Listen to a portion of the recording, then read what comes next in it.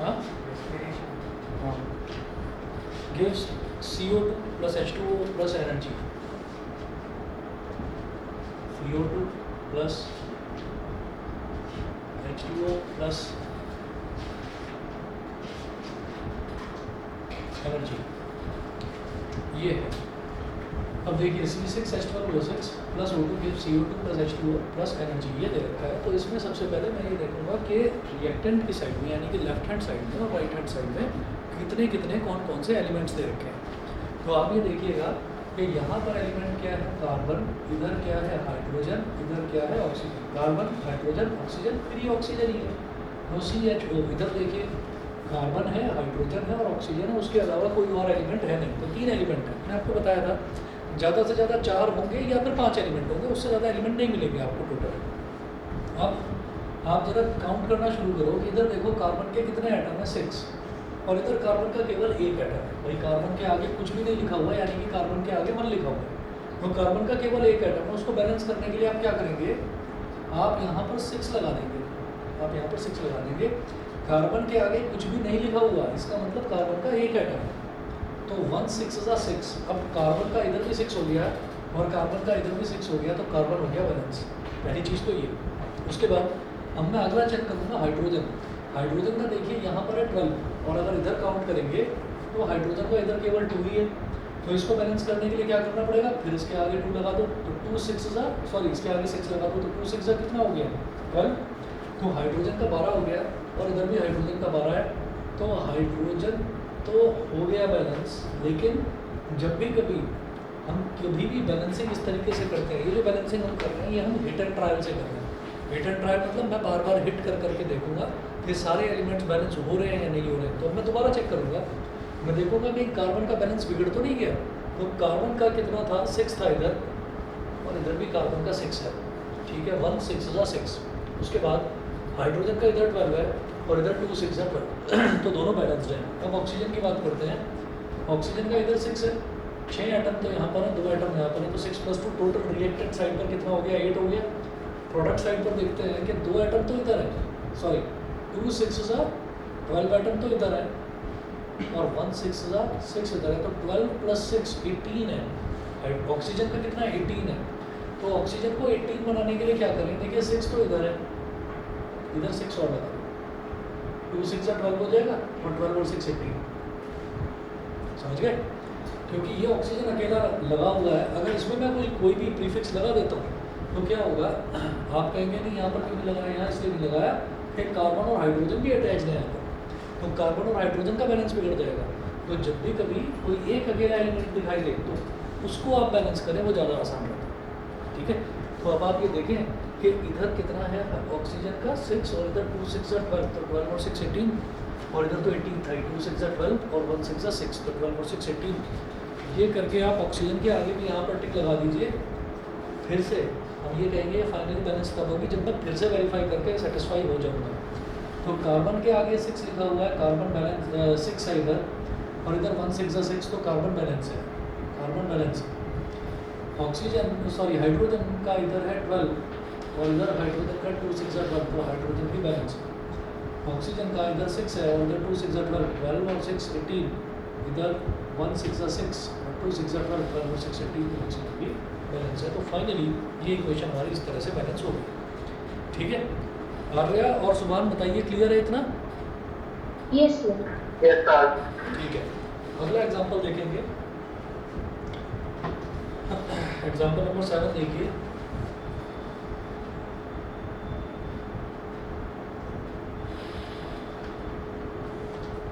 M2 + O2 + heat.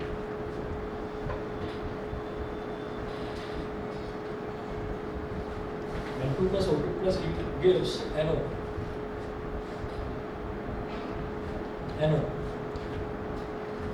अब यहाँ पर 2 ही एलिमेंट दिखाई दे रहे हैं, नाइट्रोजन और ऑक्सीजन. इधर नाइट्रोजन का 2 है, इधर नाइट्रोजन का 1 है, तो लगा दो इधर 2, 1 2 2, नाइट्रोजन तो बैलेंस हो गया.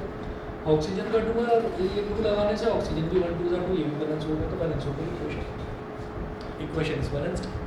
ठीक. अगला एग्जांपल देखिए, example number 8.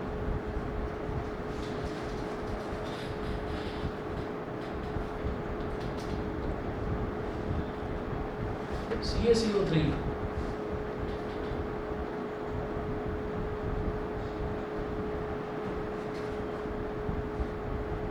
CaCO3 plus heat, मतलब CaCO3 को आपने गर्म कर दिया, हीट कर दिया, तो आपको क्या मिल रहा है CaO plus CO2।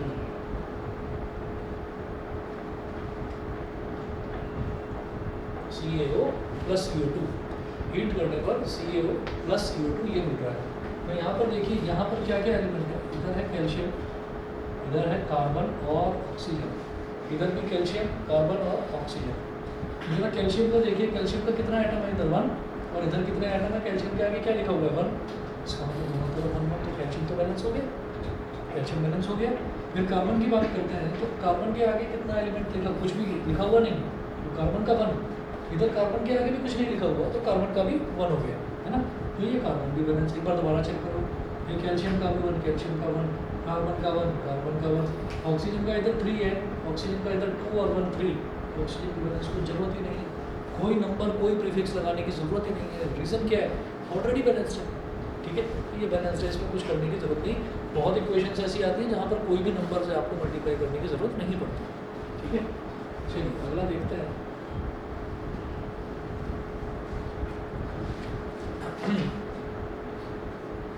9th example लेंगे, KClO3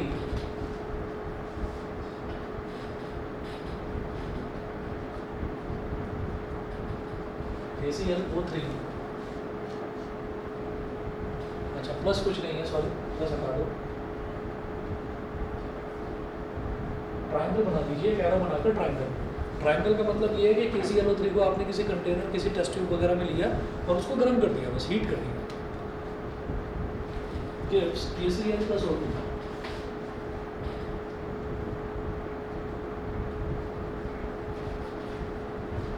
gives KCl plus O2। अब इधर है K, इधर है Cl और इधर है O। तो K मतलब पोटेशियम, पोटेशियम का इधर एक एटम है, इधर भी एक एटम है, बहुत बढ़िया बैलेंस्ड है।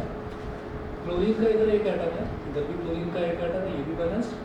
दोबारा भी चेक करोगे तो पोटेशियम का 1 1, क्लोरीन का 1 1, दोनों बैलेंस्ड हैं। लेकिन ऑक्सीजन गड़बड़ कर रहा है यहाँ पर। ऑक्सीजन का इधर तो 3 है और इधर 2 है, तो बिल्कुल अलग अलग नंबर्स होते हैं। जब हमको ये दिखाई देता है कि भाई दोनों के दोनों किसी एक कॉमन टेबल में नहीं आ रहे, तो हमको क्या करना होता है, हमको दोनों का एलसीएम लेना होता है। तो 3 का और 2 का एलसीएम क्या होगा बताओ, 6 होगा। तो 3 को 6 बनाने के लिए क्या करना पड़ेगा, यहाँ 2 से मल्टीप्लाई, तो 3 2 ज़ा 6, और इधर 2 को 6 बनाने के लिए क्या करना पड़ेगा, 3 से मल्टीप्लाई, तो 2 3 ज़ा 6। तो कुल मिलाकर अब ऑक्सीजन तो बैलेंस हो गया, लेकिन पोटेशियम यानी कि K और Cl इनका बैलेंस बिगड़ गया। तो इनको बैलेंस करने के लिए क्या करें, यहाँ 2 लगा दूँ, इधर 2 लगा दिया, तो आप ये दोबारा से चेक करो, इधर पोटेशियम का आगे कुछ नहीं लिखा, यानी कि 1 है, तो 1 2 ज़ा 2, पोटेशियम का 2, इधर भी 1 2 ज़ा 2, तो potassium balanced.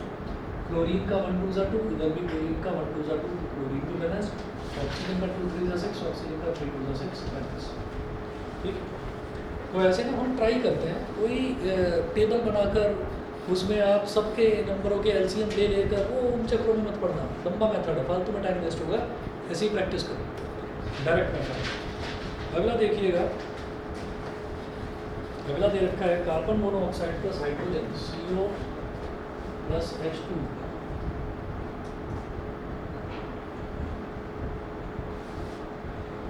Carbon monoxide plus hydrogen CO plus H2 gives CH3OH, gives CH3OH। अब इसमें चेक करो क्या है, carbon oxygen hydrogen, carbon oxygen hydrogen, इधर भी कार्बन ऑक्सीजन हाइड्रोजन और कुछ नहीं है।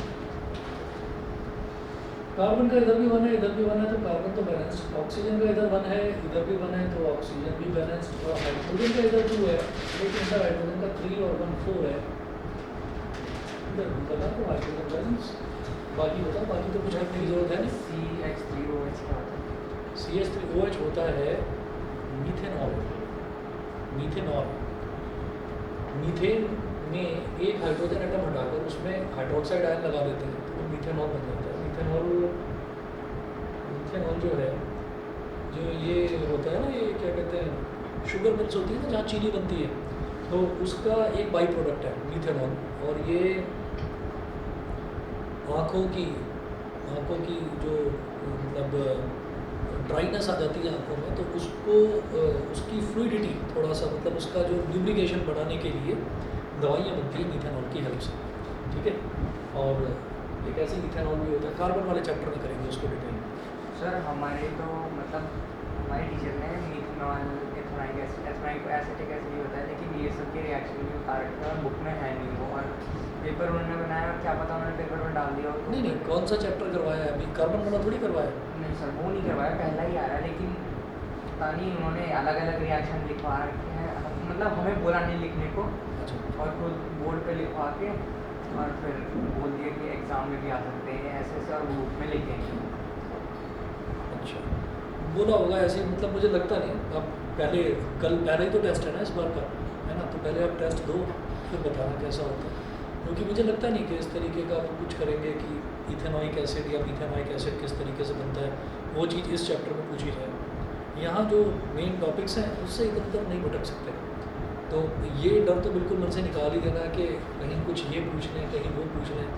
जो चीज़ है आपके पास प्रिपेयर्ड है, जो आपके पास नोट्स में है, ये चैप्टर तो मेरा पूरा मैंने शायद करवा रखा होगा, नोट्स तो होंगे। नहीं सर। अच्छा, ये अपने आप ही करा है, ओके।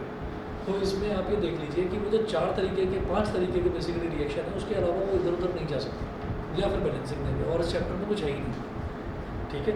तो उसमें मैं सोच रहा हूँ हो सकता है कि अब बच्चे 9 से सीधा 10th में आए हैं तो उनको थोड़ा सा अलर्ट करने के लिए, डराने के लिए बता दिया हो, लेकिन ऐसा नहीं होगा।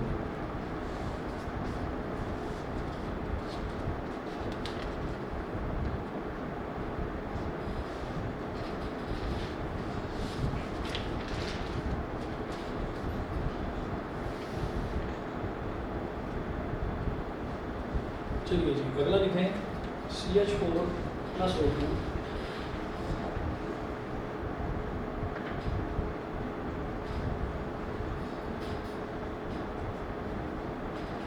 CH4 + O2 gives CO2 + H2O.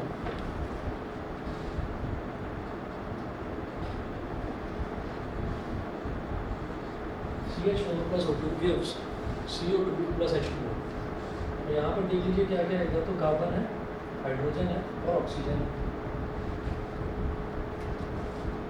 Carbon इधर भी 1 है, इधर भी 1 एटम है, तो कार्बन बैलेंस। हाइड्रोजन का इधर 4 एटम है और इधर हाइड्रोजन के 2 एटम है, उसको बैलेंस करने के लिए यहाँ पर 2 लगा दीजिए, ठीक है। तो इधर 4 है और इधर 2 × 4 है, हाइड्रोजन बैलेंस हो गया। देखना कार्बन का बैलेंस तो नहीं बिगड़ा, नहीं, कार्बन का 1 और 1 कार्बन बैलेंस्ड है।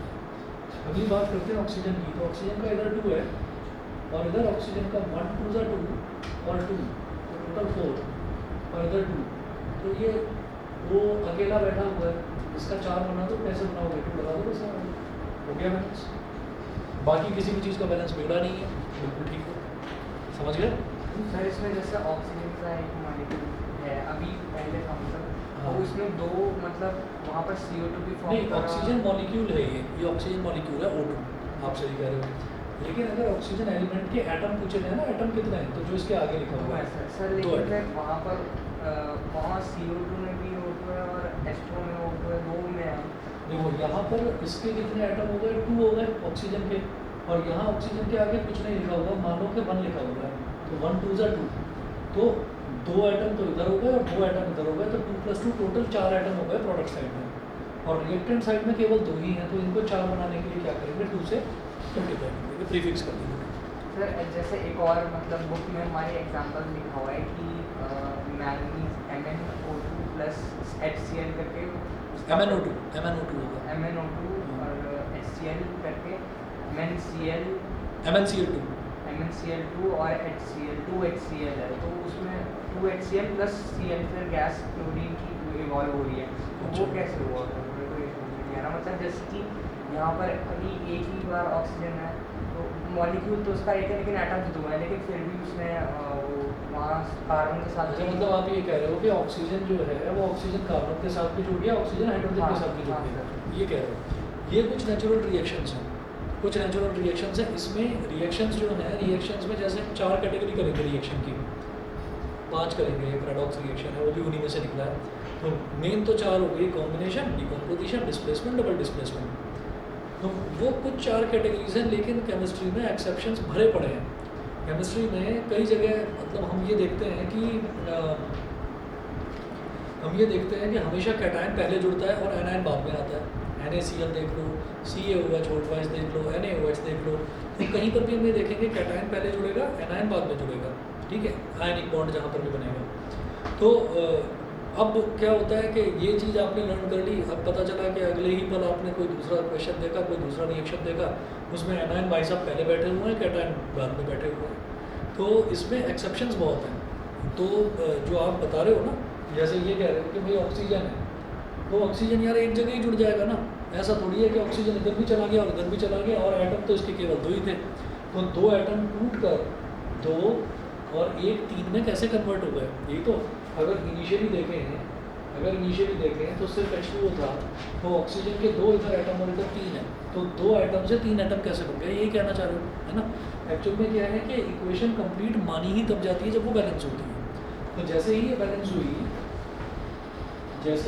हुई तो हमने ये कह दिया कि O2 जो है, O2 का एक हिस्सा चला गया यहाँ पर और O2 का दूसरा हिस्सा चला गया यहाँ। इस तरह से इस चीज़ को कहकर समझ सकते हैं। लेकिन ये कुछ नेचुरल रिएक्शंस हैं। नेचुरल रिएक्शन कैसे हैं? मीथेन इज़ अ गैस, और मीथेन को आपने किसी एक कंटेनर में रख कर, बंद करके क्लोज कंटेनर में रख कर, और आपने उसको O2 के साथ रिएक्शन कराने का मतलब आपने क्या, आपने उसको जलाया है, आपने उसको बस जलाया है। ऑक्सीजन के बिना आग नहीं लगती। तो ये नेचुरल रिएक्शंस हैं। तो इसमें मतलब एक्सेप्शंस आते रहेंगे, ऐसा नहीं है कि सर ये मैंने ना अभी ट्राई किया था फॉर्म करने का, जब आपने प्रोडक्ट लिखे नहीं थे तो मेरे को लगा कि वहाँ हाइड्रोजन इवॉल्व होगा, मुझे वाटर होगा ऐसा। हाँ, ये वही चीज़ है कि कई चीज़ें ऐसी, जैसे मान लीजिए कि मीथेन है, तो मीथेन कहते हैं इसको, मीथेन मतलब नेचुरल गैस होती है। तो जब हम इसको बर्न करते हैं, और मुझे एग्जैक्ट कंपाउंड याद नहीं आ रहा, मतलब मीथेन तो नहीं है, मतलब हाइड्रोकार्बन ही होती है नेचुरल गैस जिसको हम बोलते हैं, जो आपने compressed natural gas CNG cars में भी यूज़ करते हैं। तो आपने कई बार ये देखा होगा कि खास तौर पर सर्दियों के दिन में, क्योंकि सर्दियों के दिन में बाहर का टेम्परेचर बड़ा ठंडा होता है, तो हमने मान लीजिए कोई किसी चीज़ को हम गर्म कर रहे हैं, कोई कंटेनर है, कोई एक फ्राइंग पैन है, उसमें पानी हम गर्म कर रहे हैं, उसके ऊपर हमने प्लेट को ढका हुआ है। फिर थोड़ी देर बाद हम किसी चीज़ से पकड़कर उस प्लेट को उठाते हैं, तो हम ये देखते हैं उस प्लेट के नीचे छोटी छोटी ड्रॉपलेट्स लगी हुई हैं। वो क्यों लगी हुई हैं? क्योंकि जो प्लेट है, प्लेट नीचे से तो गर्म हो रही है, उस पर लगातार स्टीम लगता जा रहा है, लेकिन बाहर जो एटमॉस्फेरिक उसके सराउंडिंग है, ऊपर वो किसी गर्म चीज़ के साथ में टच में नहीं है, वो एटमॉस्फेयर के साथ टच में। आपने उसको हटाया तो आप ये कहेंगे कि इवेपोरेशन हो रहा था पानी का, लेकिन उसको ठंडी प्लेट में रोकने की कोशिश करी तो उस पर वाटर ड्रॉपलेट्स वहाँ पर जम गए। सेम चीज़ यहाँ पर होती है कि अगर आप कभी सर्दियों में किसी गाड़ी को स्टार्ट होता हुआ देखेंगे ना मॉर्निंग में, तो आप ये देखेंगे कि जो उसका साइलेंसर होता है, छोटा सा जो साइलेंसर निकलता हुआ कई गाड़ियों को दिखाई भी देता है, तो उसमें से आप ये देखेंगे पानी की छोटी छोटी ड्रॉप्स निकलती रहती हैं। तो है क्या, ये चाहे पेट्रोल हो, पेट्रोल भी एक अल्कोहल का टाइप है, डीजल भी अल्कोहल का टाइप है, ठीक है, ये नेचुरल ऑयल्स की कैटेगरी में आते हैं। और जो CH4 है, मीथेन, ये नेचुरल गैस है, तो ये CNG यानी कि नेचुरल गैस की कैटेगरी में आ जाता है। तो कोई भी इनमें से कंपाउंड हो, ये सब कार्बन और हाइड्रोजन के ही मिलकर बनते हैं, ठीक है, और ये सबसे ज़्यादा एनर्जी रिलीज़ करते हैं। तो अब हम ये कहते हैं कि जब भी कभी कोई हाइड्रोकार्बन बर्न होगा तो उसका एक बाई प्रोडक्ट है वाटर, वो वाटर रिलीज़ होगा ही होगा। तो ये चीज़ लर्न करने वाली है, इसका कोई फंडा नहीं है। जो आप शायद ये सोच रहे होंगे कि भाई कार्बन के साथ में ऑक्सीजन जुड़ गया या हाइड्रोजन डिस्प्लेस हो गया, तो ये डिस्प्लेसमेंट रिएक्शन नहीं है, ये डिस्प्लेसमेंट रिएक्शन नहीं है, ये तो आपका ऑक्सीडेशन रिएक्शन है, ठीक है। तो वो चीज़ है, तो उसको मतलब लॉजिक मत लगाना। बहुत सारी चीज़ें ऐसी हैं केमिस्ट्री में जहाँ जैसे ही लॉजिक फेल होगा तुरंत लर्न करनी पड़ जाएगी वो चीज़, ठीक है। बैलेंसिंग क्लियर है इसकी? चलिए जी आगे चलते हैं।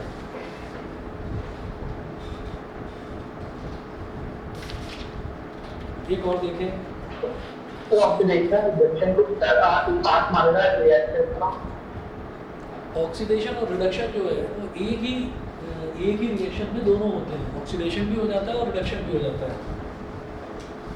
रेडॉक्स होता है, हाँ, इसीलिए उसको रेडॉक्स बोल देते हैं, क्योंकि सेम रिएक्शन में जहाँ पर भी ऑक्सीडेशन होगा, तो अगर किसी चीज़ का ऑक्सीडेशन हो रहा है तो दूसरी चीज़ का रिडक्शन हो रहा होगा, तो इसीलिए उसको रिडक्शन ऑक्सीडेशन, शॉर्ट में रेडॉक्स रिएक्शन बोल देते हैं। एक और नोट करें, CuSO4 plus NaOH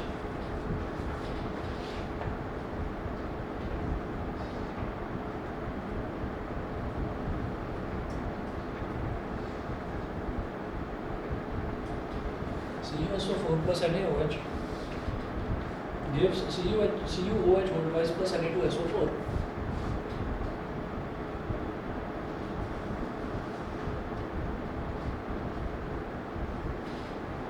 CuOH whole twice plus Na2SO4. तो देखिए क्या क्या है, Cu है, S है, O है, Na है और H है। 1 2 3 4 5, इस बार 5 एलिमेंट्स हैं, बड़ा है रिएक्शन। तो कॉपर का इधर एक एटम है तो इधर भी कॉपर का एक एटम है, तो कॉपर बैलेंस। सल्फर का इधर एक एटम है, सल्फर का इधर भी एक एटम है, सल्फर बैलेंस। ऑक्सीजन के इधर 4 इधर और 1 इधर, यानी कि टोटल 5 और 4 इधर और 1 2 ज़ा 2 होल वाइज लिखा हुआ है, 1 2 ज़ा 2 यानी कि टोटल 6 हो गए। तो इसको 6 बनाने के लिए यहाँ पर मुझको ना 2 लगाना पड़ जाएगा। समझ रहे हैं क्यों?